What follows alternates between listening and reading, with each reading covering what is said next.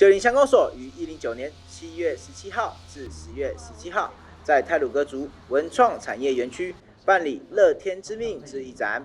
邀请本乡秀林部落纳杜兰工作室工艺师胡秀兰办理策展。秀林乡长王玫瑰表示，在担任文官课课长以来，就非常注重扶植部落工艺产业的发展，每年皆会利用本乡各项室内展览空间办理各项工艺展览活动，同时也会办理工艺培训课程，并拓展工艺展售平台，兼顾活络工艺产业发展的效益与能见度。织布在太鲁阁族传统里是代表女性勤奋内敛以及即将成年的象征，透过当代的设计，建构出兼具传统与多元美感的作品。我的族名是纳杜兰，那平常也叫我秀兰。那今天的展览是一直以来想要的梦想，然后看可不可以实现，所以酝酿了蛮长的时间。那有没有做到我不知道，尽量做我该做的。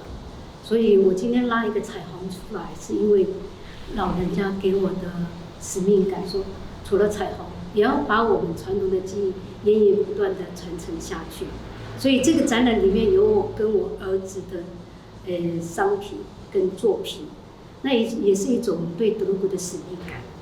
本次的展览作品当中，以原始素材苎麻为主打，搭配现代棉线及月桃的元素，展现当代族人文化创意的表现。随着时代变迁，当代族人开始透过织布艺术作为创作媒介，让先祖驰骋于中央山脉的山林智慧，用更多元的表现手法，重新活跃在当代社会中，开枝散叶，代代相传。